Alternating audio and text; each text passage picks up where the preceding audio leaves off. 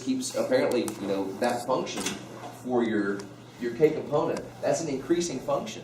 So once you get past the lake surface and go to, t equals 3, t equals 4, up to t equals 10, that t to the fourth just keeps getting bigger. So it leads me to believe this is some kind of rocket that's, slow at first and then just sort of speeds up like that, But would you,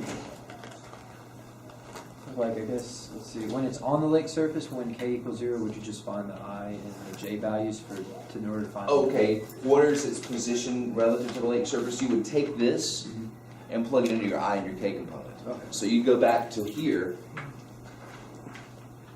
and then maybe do this.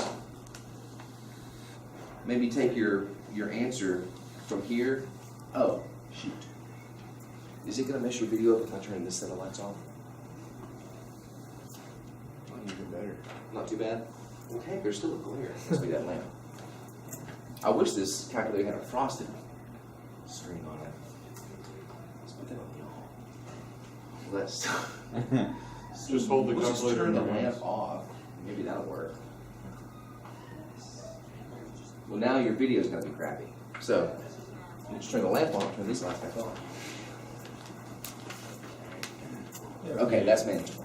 So, assuming this function did have a domain that allowed us to use that 2.6-ish time, I would store this number, or just, jot that value down. What I usually do is, if I want to use this in a couple of calculations, hit the store button. Have you used that before? I have. It's kind of handy. Just store that as, well, I guess, X or T or whatever you want to. And then, if you want to plug it into these two components right here, you can just do it one at a time. Just do 2x squared plus 2, so your I component will be 15.9-ish meters. Maybe that means right of some kind of buoy that represents the origin. And then plug in that same x value for time into the k component, or the j component. 1/6 x to the third minus t, so minus x. So you would be, from this maybe some central buoy that represents the lake's origin, you'd be 15.9-ish meters to the right, and then 0.4-ish meters maybe north of it or something like that. So maybe that's so many meters east and so many meters north if you're letting the xy plane represent compass directions. Thank you. So that's what you would do. Yeah. Okay. So sorry about the frustration with these problems. I know when you're reading my answers, you're like, wait, it's never on the lake surface, so I can't answer part D. So I was just being a stickler for the instructions, I just had to take what was given to me there. Any other questions you want to go over? Or, yes, sir. On 3C, I had 166, not 176. Okay, so 3C, the maximum height. I got, actually, I think I lied to you. I do have a copy of my answers here. So if you don't mind me switching out to this.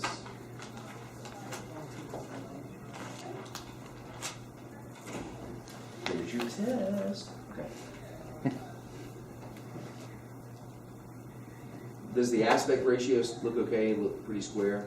Now it looks all wonky-eyed. It's still wonky again? Well, it's side from right here it looks. Oh pretty yeah, good. it's tilted. So sorry, hopefully you won't get a terrible crick in your neck when you do this. So the answer to 3, go down to 3C. So you got something different than this 100 and. Yeah, I got 166, not 176. Okay, so Or like 167 when you round. okay, so yeah, I just took my value. This function right here, your k component of the position, is an always increasing function. So it doesn't actually have a proper turnaround like this where it reaches a maximum, reaches a minimum. It's from time t equals 0 to time t equals 10, it's steadily increasing. So that means the maximum height has to occur at the endpoint time t equals 10. So I plugged in 10, so it's a 60,000 plus 100. And so yeah, you'd probably round that to 167 if because apparently it's 176.6 repeating or something like that. I just plugged 10 into the k component. And so that will be 1/6 of 1,000, and then plus 100. So, oh, where did I get that? 266 2/3. You're right. My mistake. Yeah. I'm not sure how I got that. So there's two mistakes on my answers. The first one was pointed out a second ago.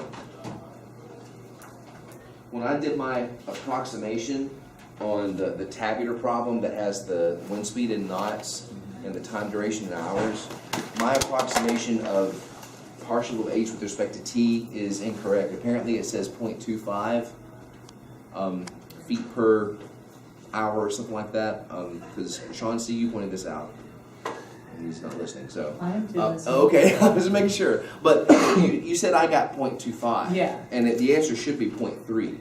So that's on this next problem, I believe. So for future reference, if I ever use this again, just let me edit it, that's all I want to do. So there's the answer, the correct answer to partial of h with respect to t. There you go. And then this one, thanks for pointing that one out. You said you got 266. 166. You got 166. So it has to occur at t equals 10 seconds. If I plug 10 into this, 10 to the third, usually 1,000, yeah, divided by 6, plus, crap, 1,000 divided by 6 plus 10. And I'm getting the 176 2/3 still. Just evaluating that k component at the t equals 10 timing.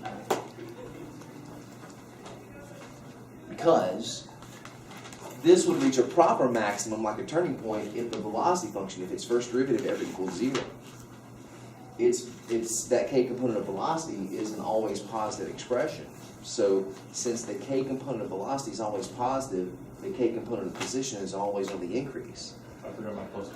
That's what it is. So what I just did was I plugged in 10 for this, but I plugged in 100 for that for some stupid reason. So, but yeah, that is correct. I promise. 176 2/3, or rounded 176.7 or something like that. Sorry. No, it's okay. Just don't do it again.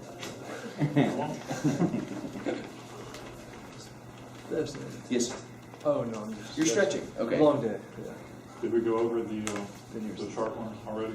Well, I can go back over it again. We're into class time now, but let's see. Got a copy of it here. The mistake I made, let me illustrate it here. The mistake I made on number 4,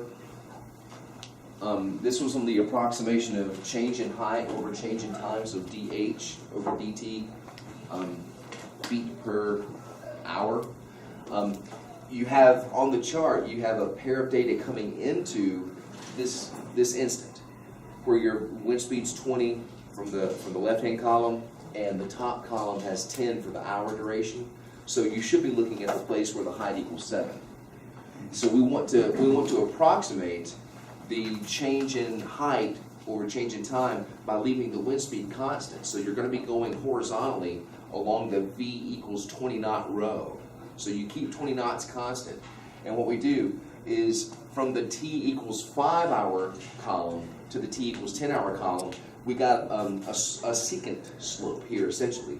The change in height values coming into that 7 foot position are 5 to 7, so you go up 2 feet, for 5 to 10 for 5 hours. So you have a 2/5 or 0.4 feet per hour average rate of change for height over time. And then you leave that going to the next time slot. You go from the t equals 10 hour spot to the t equals 15 hour spot, and then your change in height there is here it's 7, here it's 8. So your height goes up by 1 foot as your time increases by 5 hours. So your rate of change there is 1 foot per 5 hours, or 0.2 feet per hour. And I made a mistake in one of these two calculations, because if you want an approximation for the partial derivative, the most practical thing to do from a chart is to get the slope coming into the point, the slope leaving the point, and then average those two averages together. So 0.4 feet per hour and then 0.2 feet per hour. If I average those averages, that averages to 0.3 feet per hour. And that should be the correct answer. Because apparently that's sort of a big scuttlebutt of discussion. Like, hey, got 0.25, what the heck? So sorry, I made a mistake. Okay. But I own it, you know. I'm just on this side of the grade book now, so. You guys have to be perfect. Guys and gals. I got time for a couple more. You wanted to see some of those partial derivatives, Chauncey. At the end, the one that had inverse tangent. Yeah, it's number G. It's G out of the compute the partial derivative. Yeah, problem number 10. So 10G. You're prompted to find, the beautiful thing about F, you gotta be careful on F. It was really, really nice. I mean, she gives you this really messy looking function, but you're looking to find the partial of this with respect to t. So t is your variable you're focusing on, but any other variable is treated as a constant. So there's a function of t right here, but a to the third is a constant. That one's okay. There's a function of t, so I need to do derivatives here, but this whole critter here with inverse sine or arc sine, are y'all aware that arc sine is the same as inverse sine? Yeah. If that's new to you, I'm sorry about that. I should have made that clear. But that's the same thing as the inverse sine function. That whole thing is constant with respect to t, so you probably thought of that in F and said, hey, that wipes out, so maybe it does it in G as well. Sorry. You actually have to take two partial derivatives with respect to x successively, and x is in that inverse tangent argument. So you're starting with, well, I'll have to do the first partial with respect to x first. And I'm going to use the inverse tangent notation. Two different ways of doing the same thing. So I need the first partial of this, does that focus pretty well? With respect to x. So that means 3 and y are multiplicative constants. And I'll need the chain rule. The chain rule goes from outside in. The outer function is inverse tangent. Inverse tangent's derivative makes you do this. 1 over 1 plus argument squared. Whatever's in the argument. In this case, inverse tangent is for 3x squared times y. So the outer part of the chain rule produces 1 over 1 plus that quantity squared. Then times, again, chain rule needed here, times the derivative of the inner function with respect to x. So 3 and y, in this case, play the role of coefficient constants. They're going to stay 3 and y, and x squared becomes 2x. So really that should become a 6xy when you do that inner derivative. So that means my first partial with respect to x has a 6xy numerator over 1 plus 9x to the fourth y squared denominator. The ultimate goal was to get the second partial with x. So, before I go further, are y'all okay with this? How many of you had to look up inverse tangent's derivative? Yeah. It's okay, you know where to find that it. gonna but be just on don't- if it wasn't given on the review, and I believe she expects you to know that. Really? Yeah. I mean, that's, Gotta memorize all that? no, I mean, it's where's your calculus textbook? I mean, I know where it's at. I know how to find it. Well, I know, but I mean, Well, you're not allowed to crack open your book on a I'm not test. trying to insult your intelligence or anything, but this list of basic forms here includes it. I mean, this is an integral formula, but you know, it's also giving you a derivative formula, so I expect my students to know it, and y'all are my students now. So, well, it's just a few note cards away from being tattooed on your cortex. It'll be there before you know it. Just make sure it's tattooed on your cortex by testing. All right. But yeah, while you're doing homework, you know where to find it. Just, you know, say, okay, I need to commit that one to memory. I haven't seen that one in a while. It would be nice to have Matt's committed memory and calculus too. Yeah. Like, instead of giving us those cheat sheets. You had a cheat sheet for Calc 2? Yeah. Oh, I'm sorry. Vegas, y'all look like you didn't have me for Calc2. So, now I want to do this thing's derivative with respect to x again, but the inverse tangent's gone. Now I'm focusing on using the quotient rule. Okay? So, quotient rule is, let's see. I guess I should say this. We'll go ahead and call this the function z. So the second partial with respect to x, now, when you open up a big fraction bar, bottom times top derivative with respect to x. The top derivative with respect to x is going to give me 6y because the x goes to 1. And leave your denominator alone. And then minus top left alone times the bottom derivative. Oh crap, and I completely forgot to do the bottom derivative. There we go. The derivative of the denominator with respect to x is going to make the 1 go to 0, so sorry, that's not supposed to be there. And then 4 times 9, 36, x to the third y squared. So that mess is supposed to be 36, x to the third y squared. There we go. So again, top derivative, bottom left alone, minus top left alone, bottom derivative with respect to x, over denominator All that squared. squared. Yeah. And just like in Calculus 1, fight with every fiber of your being to cancel these. This is a factor, but that minus means this is not a factor, so those will never ever cancel. And it is supposed to be squared. So watch out for that. The only next thing to do is just to, see if you can collect some like terms together in your numerator. Like distribute the 6y here. 6y times 1 plus 6y times the 9 term, so that's going to give me 54 x to the 4th, y to the 3rd, minus 6 times 36, 216, x to the 4th, y to the 3rd, over denominator squared. And you do get a couple of like terms here, the 54 x 4th y cubed minus 216 x 4th y cubed. Those are like terms. 216 minus 54. Well, the difference there is going to be, let's see, 162. 162. Thank you.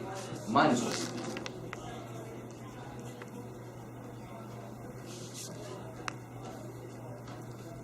Over that denominator. Since this is my final answer, I'll go ahead and write it properly now. So that's what you should get. So what happened on this one, if you don't mind me asking? If you feel free to be that candid. I forgot. I got through the first part, but I didn't get the second part. I missed my. So something in here. Yeah, I did Well, like you I did. made a mistake. I did like you did. I added the 1. I forgot to drop the 1, Yeah. and I couldn't figure out why I was getting the wrong answer. But Yeah. So. Yeah, I almost did it too. I mean, I just started copying down the denominator. I forgot. Wait, you're doing the g prime at that step. So yeah. Sorry about the pen. I do this in pen so it scans pretty easily and posts to the web pretty easily. So, but sorry about that. I don't have the illegal paper. Okay. So because the testing center was closed today because of exit exams, so today wouldn't have been an opportunity anyway. So what I'm going to do is give a 4-day window. Friday, Saturday, Monday, Tuesday are the days that the Tuesday second- they're open till like 7:30 also. Yeah, Tuesday and Wednesday are their longest days. They're open till 7:30 at night. I mean, so you're gonna skip class test on Tuesday. So I might show up late. okay, all right. But yeah, anybody gonna take it tomorrow? Try to get her knocked out. Okay, and maybe okay. So what's the soonest you're possibly thinking of maybe taking it? Maybe Saturday. Like, so like 9 a.m. when they first open. Okay, I'm going to go ahead and get my copies made tonight then, and then I'll get to campus tomorrow and make sure it's in there when they first open. Good deal. Okay. So I go to bed tonight at about 11:30. If you have any questions after class, feel free to email me, but you run the risk of them not being answered. So will it be under your name? It will be under my name. That's a good point, yeah. I guess I need to edit that on the test because it has B long on the test. I need to edit that to T Crossland. So yeah, just let them know that you're Tony Crossland's student for Calculus 3 or Math 2110. And this is some of your first time going to the testing center possibly. All you need is just to remember the class name, the teacher's name, and your photo ID. And the copy of the test will be in there. There's a roster that they sign you off on as you all take the test one at a time. Yes? Do you need to bring a quarter for a locker too? If you don't want to go back to the car and leave your stuff in the car, you do want to bring a quarter. There's a set of lockers right outside the testing center. They used to loan you a quarter, but that apparently wasn't cost effective. Some of those lockers have quarters already in them. Oh, okay. Yeah, some of them are I like, get lucky. yeah, you could. So kind of like the vending machine, just check it and see. But yeah, go in and bring a quarter in case you want to use a locker to stow your stuff, and because they won't let you take like your cell phones or purses into the testing center. I don't think that they'll let you take purses. So you want to stow those, and if you're unsure about leaving them in your car, go in and bring a quarter for the lockers. Okay. Thanks for reminding me of that. I just ran into that. Any other protocol questions or? And Nick, thanks for reminding that I'm a teacher now, so yeah. Make sure you ask for Tony Crossland's Math 2110 class. Yeah, I mean, she wrote the test, but I need to remember before I make the copies to put my name on the test because they always fuss at me. You didn't put your name on the test, Mr. Crossland. Sorry. Okay. We'll go in and pick up where we left off on the gradient information for section 14.5. What I've done tonight is I've taken some time to go ahead and write out some of the problems ahead of time. What I usually do for all my classes, a couple of you have been in my classes before, I tend to have these pre-printed documents that I give you access to print off before coming to class. So possibly beginning with section 14 point next, the last section of chapter 14, the D test, I'll probably go to our D2L page and put the blank lecture outlines for all the topics we do for the rest of the semester. And if you want to print them off, you can. It's just a handy way to kind of keep up with taking notes because it has the definitions there. It's got diagrams that relate to the problem already there. I just leave blank space on there for me to work out the problem on the document camera and for you to follow on and fill in your notes while working out the problem too. So I'll probably stick to just the handwritten stuff tonight, but most likely starting on Thursday, double check D2L between now and then to see if I've posted any of those blank lecture note outlines. If you want to bring a flash drive to my office, I can upload all of them to a flash drive for you if you want to do that after class tonight, or even right here. I can put a flash drive on this if you want to upload it now. So check D2L between now and Thursday to see if those are there. There'll be a module called blank lecture outlines, and then just click the ones that pair with the sections we need. Are you gonna upload the same thing to what you did tonight? Yeah, I did Tuesday nights already, and it's dated from Tuesday night. This stuff will probably be called, will still be under Test2 information. It'll be, dated tonight and just test prep Q&A or something like that. So it'll, and there's a few problems here. What's been asked about so far, Danielle had asked about, just the graphing of a position function and locating R and drawing R prime. Remembering that R is tailed at the origin to go to the curve, and R prime is tailed at the head of R, going tangential in the direction of the orientation, okay? A question about what happens if you have a negative a sub t, a tangential component of acceleration. If the orientation is this way, and this is tangent and this is normal direction, if the problem says you have a -2 tangential acceleration component, you can draw that any length you want to. But if you've got two different lengths to consider, one for the n and one for the t, make sure you realize if I draw this as a -2 tangential component, I'm setting that as a distance of 2 standard. So I need to make sure my normal component looks like it's about half as long as that, going in the normal direction. Okay? Yes. Down just a little bit. Oh, yeah. Keep in mind this will be scanned in. Oh, okay. Yeah, that's what he was asking. All this stuff will be scanned in. This will be dated tonight. It'll be under Awesome. Test2 stuff. And just say Q&A from, what is tonight, the 26th? Yeah. Number 4, my erroneous estimate of partial h with respect to t. I've corrected that. Thanks for bringing that one up to me. And I guess again, between now and whenever, if you come up with another mistake that you think you're sort of unsure of, email me and I'll email the entire class. I email on webmail, not D2L. I'll email everybody on webmail to say, okay, this one also had a mistake on it. Number 2 was a curiosity. A disappointing curiosity because of the time constraints. You don't actually get to answer all the questions. But the premise is, starting with acceleration and given these two initial conditions, the bulk of the work is finding your velocity and your position function, solving it like a differential equation. And then interpreting information about the vectors themselves. Parallel to the lake surface means you would have no k component if it's parallel to the lake surface like this. Positioned on the lake surface means you have the k component of position being 0. So just make sure, if you have to, interpret the correct, make the correct interpretation using the correct component of your vector if you need to answer a question like that. And then the most recent one we did, that inverse tangent partial derivative, that went kind of wonky. Okay.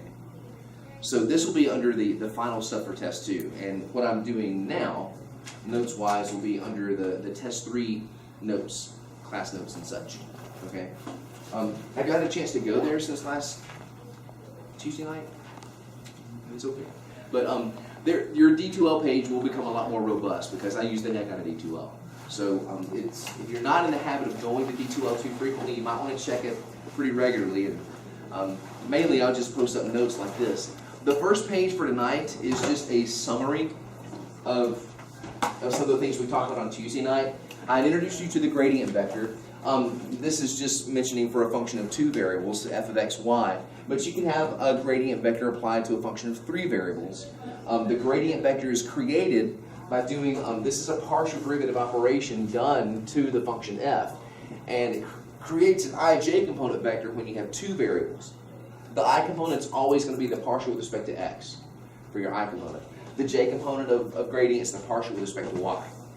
If you had a third variable z, the k component here would be the partial with respect to z. Okay, and it's always in alphabetical order, partial with x, y, z corresponding to I, j, k order for your gradient. Okay, some of the things we had discussed about the gradient. Okay, the gradient is a vector whose direction points toward the steepest ascent, the steepest climb from a point on the function's surface. Okay, so we had looked at the contour map or the level curves of a function that had a couple of hilltops here and a couple of valleys here. And then we notice how the gradient, when it's overlapped with those level curves, here for the hilltop, the gradient sort of point toward the middle uphill. And then here in the valley, when you overlap the gradients with that part of the level curves, they point away because your steepest climb from a valley would be to go out of it. And your steepest climb on a hill will be go toward the center of it. So the gradient always points in the direction of the steepest climb from any point where you are. Okay. The magnitude of the gradient vector itself, if you have the ij components as numbers for a gradient vector, when you take the magnitude of that, it actually tells you the slope from the point you're standing on. It is the steepest possible slope you can get from any direction at that particular point. Okay, and the other thing that was noteworthy that kind of comes up a little bit, later on tonight, is the gradient vectors themselves. When you overlap them with the level curves of a surface, those gradient vectors are perpendicular to the level curves at their points of intersection. Your level curves look like this, your gradients look like this, perpendicular to them. Okay. So again, that's just sort of a summary. And I've got these pages numbered, so I'm trying to keep them in order. So that's what the little number 1 is up in the upper right corner. So proceeding further, the gradient's kind of single purpose. When you take the gradient and you plug in, some xy coordinates and get a number for the gradient vector, it tells you just the steepest direction that you can go from where you're standing as a vector that points in the steepest direction. But what if you wanted to measure the steepness in another direction? What if you wanted to figure out, well, what if I made a 45-degree turn and went this way? First off, would you be going as steep? No, the gradient is by definition guaranteed to be the steepest climb. If you make a 45-degree turn, you're probably still going uphill, maybe going downhill, depends on the surface and how funky it gets. You're probably still going uphill, but you won't be going as steep as this magnitude. It's going to dampen that steepness a little bit if you alter your course from the gradient. So one of the other things you deal with in section 14.5, and I guess I should have put that there, this is still section 14.5, is finding a directional derivative using a direction other than the gradient itself. Okay? So in those problems, get all this stuff in order. You're going to want to be able to calculate a directional derivative. A directional derivative measures the slope on a surface, f of x, y, in the direction of a given unit vector. a unit vector that alters the course from where your gradient's pointing. So if your gradient's pointing uphill this way, you'd have to have some separate vector given in part of the problem to say, well, what would your slope be? What would the steepness be if you wanted to go in the direction of this vector instead? Okay, so in order for you to take that and sort of alter your course to figure out what that new steepness would be, you do a calculation using a unit vector and using the gradient. The gradient tells you the steepest part, but if you want to alter it by that unit vector, you do this calculation. The dd, the directional derivative of a function f of xy at a point, so you'll have to be given the function, you'll have to be given a point, that's in the domain of the function, and you'll also want to go in the direction of a unit vector u. The way you measure the steepness in this altered direction based on that vector is you calculate this dot product. Take your gradient, so you still got to be able to build the gradient, partial of x for I, partial of y for j, and then you want to plug in the actual xy coordinate that's given for the location of where you are. So you plug that into the gradient, and that turns this into a constant vector at that point. The gradient originally is a variable vector in terms of x's and y's because it's built from partial derivatives. Then when you evaluate it at the point, you turn it to a constant vector. And then you do the dot product with the unit vector that's given in the problem. Okay? And then once you calculate this, what kind of quantity does the dot product give you? The scalars, yeah. Cross products are vectors, the dot products are scalars. So this produces a number. In some cases a positive number, in some cases a negative number. In some cases, 0. So the actual value that you get from this dot product indicates, well, positive would mean you're still going uphill, negative would mean you're altering your course to going downhill, and a 0 directional derivative means you're probably walking in the direction of the level curves and not changing your altitude at all. Okay? So the way these problems are worded is just like this. Evaluate the directional derivative of the function, so you're given the function, and let me scoot this up a little bit. The function x to the second y to the third at the point -2, 1, so there's your xy coordinate, in the direction of this vector, I plus j. Okay. So in other words, if I evaluate the gradient at this point,